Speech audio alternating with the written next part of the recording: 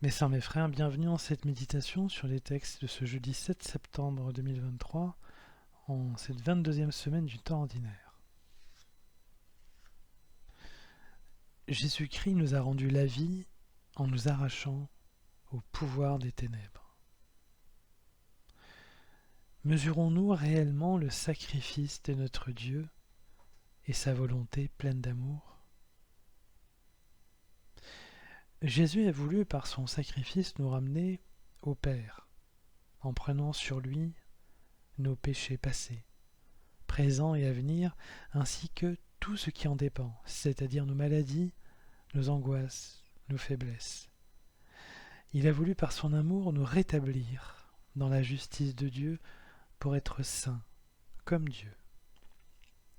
C'est ce que rappelle l'apôtre Paul en s'adressant, dans le texte de ce jour, aux Colossiens, pour les encourager et les fortifier, dans un résumé de la foi, le kérygme, lorsqu'il dit « Dans la joie, vous rendrez grâce à Dieu le Père, qui vous a rendu capable d'avoir part à l'héritage des saints dans la lumière. Nous arrachant au pouvoir des ténèbres, il nous a placés dans le royaume de son Fils bien-aimé. En lui, nous avons la rédemption, le pardon des péchés. » J'insiste lorsque Paul dit « Sans ce rachat, nous serions encore dans les ténèbres, soumis à leur pouvoir. » Cette expression que Jésus nous arrache au pouvoir des ténèbres est très forte.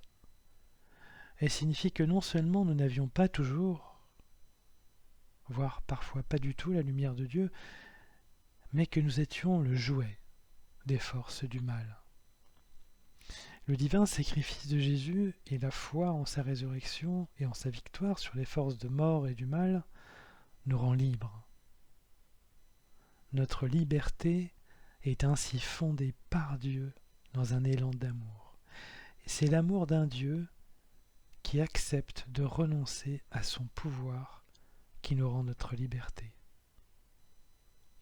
Et le premier bénéfice de cette libération est de recevoir, mes sœurs, mes frères, la paix. La paix est vraiment le premier cadeau de notre Dieu, car c'est véritablement cela d'être arraché au pouvoir des ténèbres. Il n'y a rien de pire que de ne pas ressentir la paix. Sentir que notre vie nous échappe et que nous sommes angoissés par les événements et les difficultés de la vie. Les paisibles sont de deux sortes. Ceux qui ont traversé et dépassé des épreuves très douloureuses avec des séquelles physiques et morales, et ceux qui ont une foi forte en Jésus-Christ. Les deux types bénéficient d'une paix complète, si j'ose dire. Les premiers ont l'expérience en leur faveur, jusque dans leur chair. Ils savent que rien ne peut être pire que ce qu'ils ont vécu. Ils ont le triste privilège de pouvoir comparer intuitivement et savent jusqu'où ils pourront supporter la douleur. Les seconds bénéficient par leur foi et les révélations dans leur cœur de l'expérience du serviteur souffrant Jésus-Christ.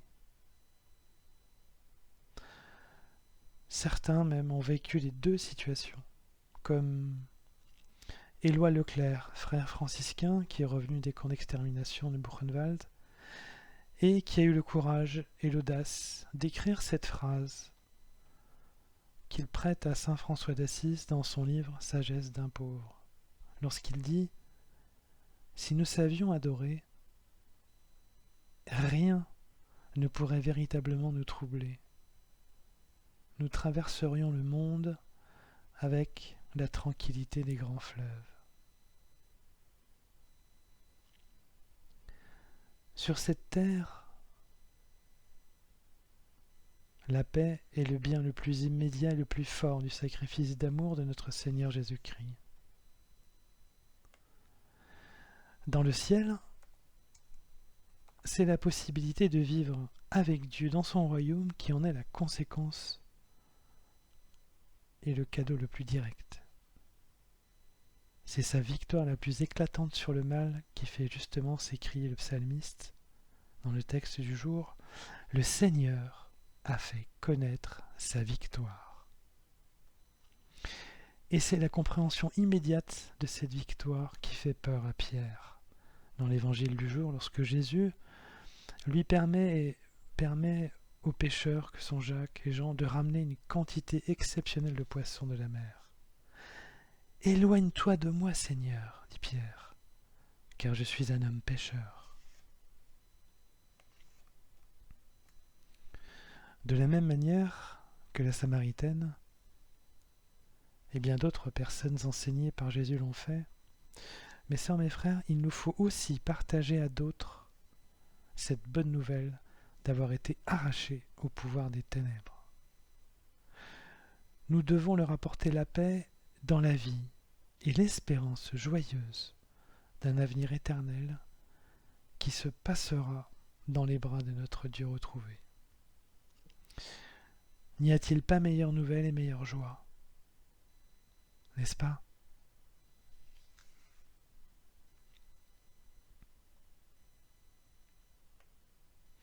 Mes sœurs, mes frères, après cet instant de méditation sur les textes de ce jour consacrés à la mémoire que nous avons été rappelés du pouvoir des ténèbres par Jésus-Christ, notre Sauveur, je nous invite à la prière.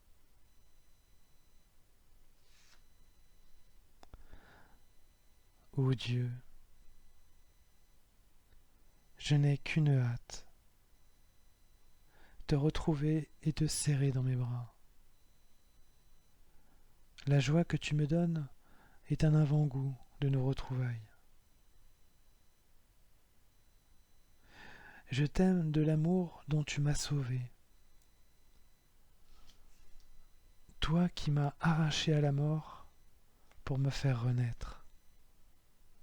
Je te suis redevable pour toujours, toi qui m'as pour toujours relevé. Amen.